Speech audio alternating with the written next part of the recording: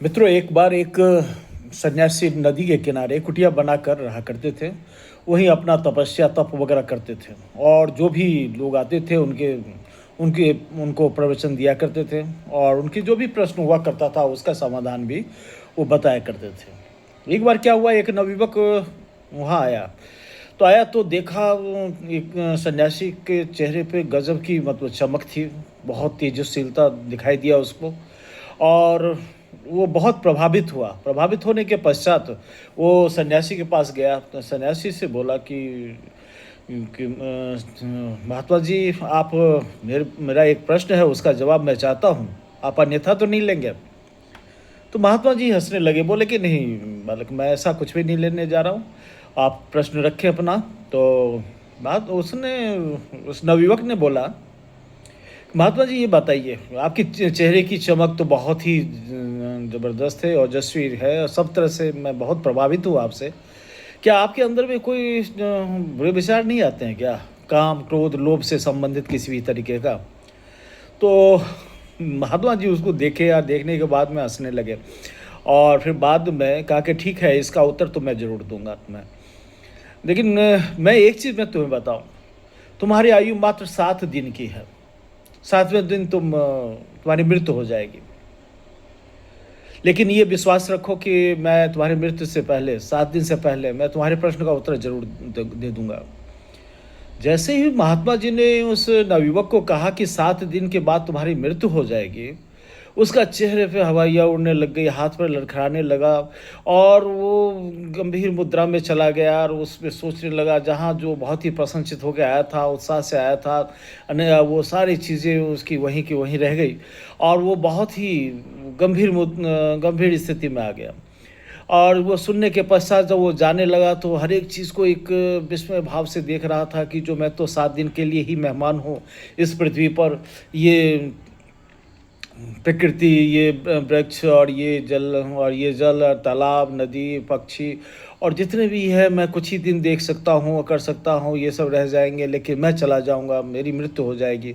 वो जाने लगा और जाने के क्रम में ही ऐसे लोगों को देखता तो उसी तरह विस्मय भाव से ही देखा करता था। इस तरीके से उसका समय व्यतीत होने लगा। अब व्यतीत होते-होते फिर मतलब जैसे 7वाँ दिन आया तो फिर उसने सोचा कि आज मेरा तो अंतिम दिन है और मेरे पत्नी, भाई, बहन और कोई भी रिलेटिव्स वगैरह कोई भी मेरे साथ रहेंगे नहीं। मैं चला जाऊँगा, बस यही है, यहीं रह जाएँगे ये लोग। तो बहुत ही दुखी था उस तरीके से, क्षुब्ध अवस्था में था काफ़ी ऐसा।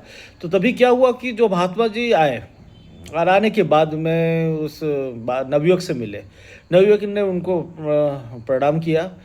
बोला कि बालक, सुनो कि तुम्हारी मृत्यु नहीं होने जा रही, मैंने ऐसे ही रखा था, लेकिन एक प्रश्न का उत्तर तुम हमें दो कि जो विगत 7 दिन तुम्हारा कैसे व्यतीत हुआ?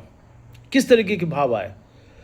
तो एकदम से वो चौंक गया वो नवयुवक। नवयुवक चौंकने के पश्चात में और उसके चेहरे पे थोड़ी-सी मतलब सिकन जो आ रही थी दूर होने लगी और दूर होने के बाद में उसने अपने अंतर्मन की भाव जो था, उसने व्यक्त किया महात्मा जी के पास में। बोला कि महात्मा जी, जैसे ही आपसे हम मिले और आपने ऐसा शब्द हमको बोल दिया तो हम तो सोच लिए कि हमारी तो अंत 7 दिन के बाद में होना सुनिश्चित ही है।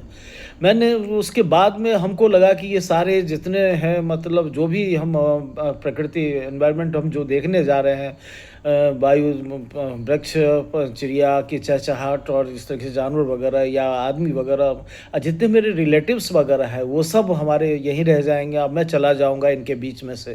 तो इस तरीके के भाव मेरे अंदर आता रहा और फिर बाद में लगा कि जो मैं सिर्फ़ अकेला जाने के लिए हूँ, मेरा कर्म ही मेरे साथ में जाएगा। इस तरीके की बातें दिमाग में आ रही थी और उसके अलावा मैं कुछ सोच ही नहीं पा रहा था।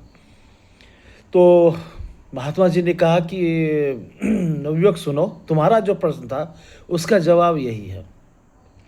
ये सत्य है कि मौत किसी की भी 7 दिन में हो, चाहे 7 महीने में हो या 7 साल में हो या 70 साल में हो, मौत होना तो सुनिश्चित ही है, उसको कोई टाल नहीं सकता है। जब हम ये जानने लग जाते हैं, हम तो कुछ नहीं, इतने दिन के जितने ईश्वर ने आयु दे रखी है, उतने दिन के हम मेहमान हैं यहाँ पे, तो फिर हम अपने मन को भटकाव इस तरीके से काम, क्रोध, लोभ में हम क्यों रखें? हम क्यों नहीं चिंतन करें कि वस्तुतः जीवन क्या है? जीवन का सार्थक सदुपयोग क्या हो सकता है? मैं पहले जीवन से पहले जो हमारी जन्म हुई, उससे पहले मैं क्या था? और अंत जो मेरा होने जाएगा हो जाएगा, तो उसके बाद मैं कहाँ जाऊँगा, क्या रहेगा, इस तरीके से। और इसको सत्य को जानने के लिए मैं निरंतर तप करता हूँ, तपस्या करता हूँ और उसका चिंतन करता हूँ। तो मेरा दिमाग में और मेरे अंतःमन में सिर्फ़ इसी तरीके की भाव रहती है, इसी तरह की विचारों का ही उदय होता है। अब मैं उसका निरंतर समाधान खोजने के लिए रहता हूँ, सजग रहता हूँ। तो ये बातें उसने कहा तो नवयुवक की आँखें खुल गई और उसको एहसास हुआ कि वास्तव में ये तो मृत्यु भुवन है और मृत्यु तो निश्चित ही है। तो वह फालतू की चीज़ों में, मोह माया में हम लोग जो जकड़े हुए रहते हैं, काम, क्रोध, लोभ की तरह ये जो भावनाएँ हमारे अंदर जो फैलती रहती है, हम दूषित विचार भी दूषित कर लेते हैं। इसकी आवश्यकता नहीं है, इस सब को त्याग कर केवल चिंतन करें, ईश्वर का भजन करें और सार्थक समय सदुपयोग करें, लोगों की भलाई करें, परमार्थ की सेवा में लग जाएँ और ये ज़रूर हम देखें, अपने आप को पहचानने की कोशिश करें कि हम आखिर है कौन? कहाँ से आए और कहाँ हम चले जाएँगे? इसको इसके उत्तर का समाधान हम स्वयं अपने से ही जानने की कोशिश करें।